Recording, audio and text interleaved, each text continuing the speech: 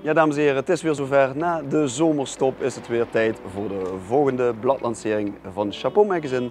En deze keer zijn we in Lanaken bij het kantoor van Erik Bessems Makelaardij. In dit kantoor zitten we nu een dik jaar. We hebben eerst hier 10 meter vandaan gezeten, aan die kant. Maar het vond het uitzicht niet mooi. Nee, zonder flauwekul. We zitten hier een jaar. In Lanaken zitten we al 4 jaar. En sinds de overname van Margon loopt dat nog beter. We zijn heel tevreden. Wat we hier merken is dat veel mensen toch nog in de vitrine kijken. Dat vinden ze leuk. In Maastricht zie je dat minder. Maar hier komt een klant nog kijken, wat hangt er, wat is nieuw. En dat doet het hartstikke goed. En je bent veel actief met virtual reality, hè?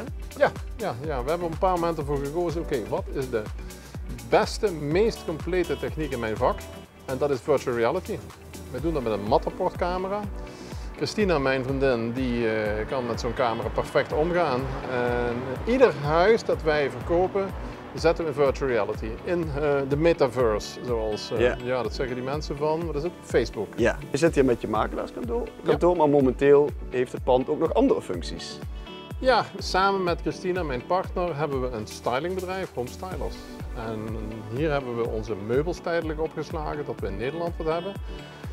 En hebben we gekeken, oké, we hebben nog ruimte over. En toen dachten we, hey, als we straks met pensioen gaan, moeten we iets leuks doen. Nog leuker, als dat wel doen. En nou zijn we een pop-up gallery begonnen. We zijn aan het kijken, hoe bevalt ons dat? Hoe loopt dat? Wat doet dat met ons? Hebben we er plezier aan? Ja. Nou, we gaan het gewoon testen. En tot nog toe moet ik zeggen, alleen maar positieve reacties. Ja, een kunstgalerij in combinatie met een makelaarskantoor, dat zie je ook niet elke dag, hè? Nee, dat klopt, maar wel als je broer en zus bent natuurlijk. Dat helpt een beetje mee. Precies. Wat kunnen de mensen hier verwachten? Wat stelt u hier tentoon?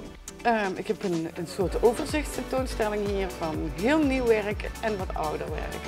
Een soort doorsnede van wat ik doe. Kunnen mensen hier altijd terecht of tijdens de openingsuur van het kantoor? Tijdens kantooruren kunnen ze hier komen kijken, behalve op maandag heb ik begrepen, dan is het dicht.